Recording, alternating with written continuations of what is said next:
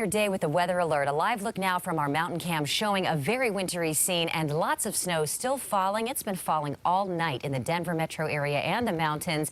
The roads, as you can imagine, are snowy, and this will likely have a big impact on your morning drive.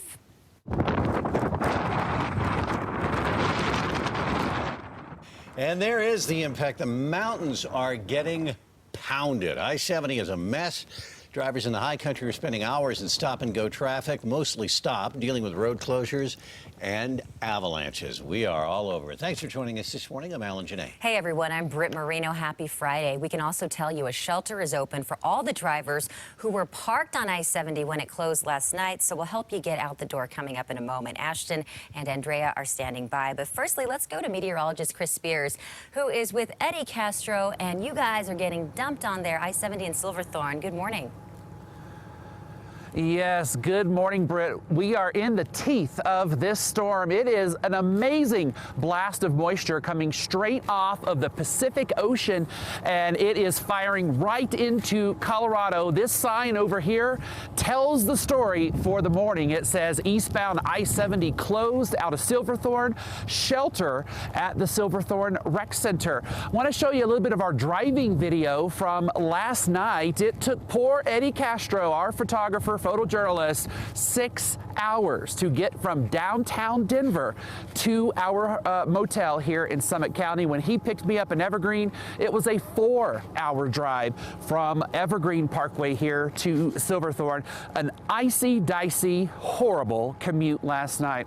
Back out here live, you can see the Silverthorne police. They have the interchange blocked here. It's really hard, Britt and Alan, to come up with a snow total because the wind, relentless here overnight. It was actually hard to sleep in the motel room because so much noise going on outside as the snow was being whipped about.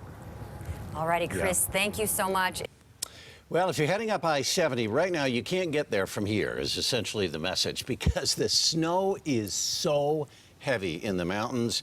It has turned it into a parking lot. There are avalanches, and there is trouble for miles. This is video from last night. This is what it looked like. It was an absolute parking lot on I-70. That's why a shelter is open this morning for all the folks who have been stranded.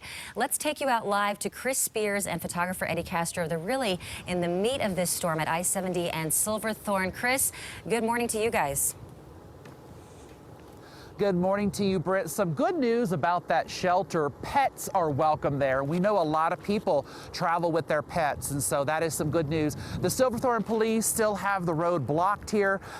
We were talking to them during the commercial break, and they said what's amazing is how often they have to get out and brush their vehicles so that citizens can tell they are indeed emergency vehicles. Even the lights get covered up with the rate of snowfall. I want to pan over here and show you a couple of things going on here in Summit County. Now, we understand when you're traveling, you want to get to your destination, and patience can run thin. There are people already lined up, semi-trucks sitting on the road here, hoping that when I-70 opens, they'll be first in line. And then further across, if we could show you the gas station just across the way, Matt Kroschel talked about this last night in the 10 o'clock news, that we're simply out of places to park. And so gas stations are kind of becoming shelters, if you will.